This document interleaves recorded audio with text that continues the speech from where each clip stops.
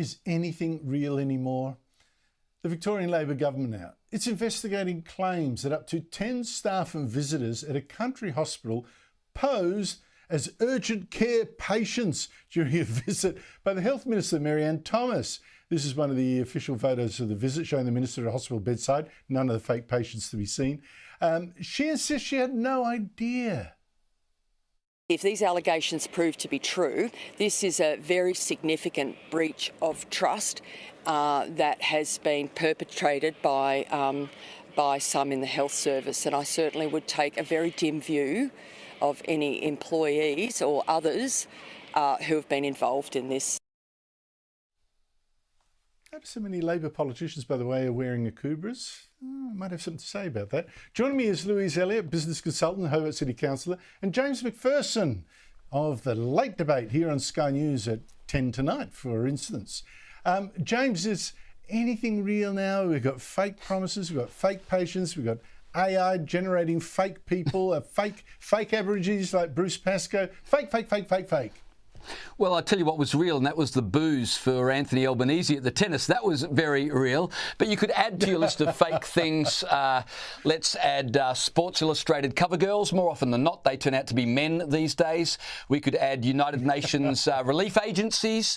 Turns out most of those are fronts for Hamas, and on it goes. But this is a bizarre story. I mean, you've got to hand it to these hospital staff. By getting staff to behave as patients, they create the impression that they are, one, understaffed, and B, overworked. So it's a pretty smart way to try and get more funding. But I would have thought the Victorian Health Minister was used to playing pretend at hospitals. After all, doesn't Victoria have 4,000 imaginary ICU beds provided by Daniel Andrews? Oh, yes, it did indeed. All those machines that it hired and said, we're going to run out, and never used. And oh my gosh.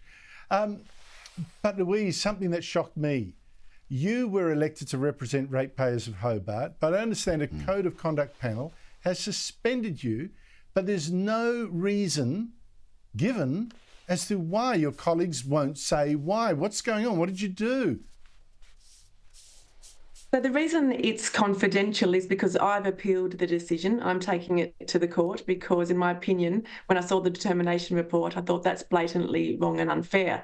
So I'm taking the matter higher. So that's the reason it's not confidential. But what I can say, that's the reason it is confidential. But what I can say is that this is part of a growing trend where councillors at the local government level are seen as easy targets, and the noose is getting tighter and tighter around local councillors' necks in terms of what they can and can't say.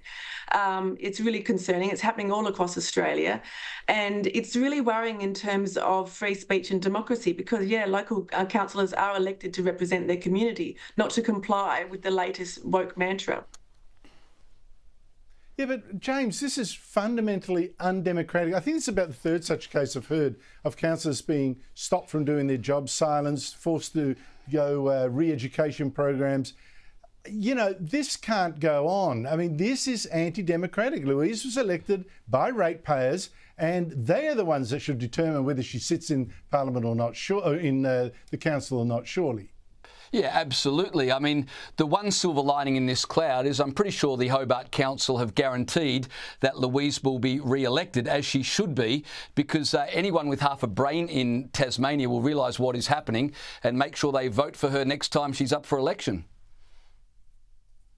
Hey, Louise, tonight Powerball offering its record jackpot, $200 million. It's enough to make some pensioner super rich. Well, the thing I think of when I see these figures, $200 million, that's how much Australians have actually handed over to Powerball to buy some hope. There's an awful lot of hope they're buying. It is an awful lot of hope, but I'm the first to admit I've got my ticket. So in about an hour's time, you won't see me for dust when my winning numbers come up.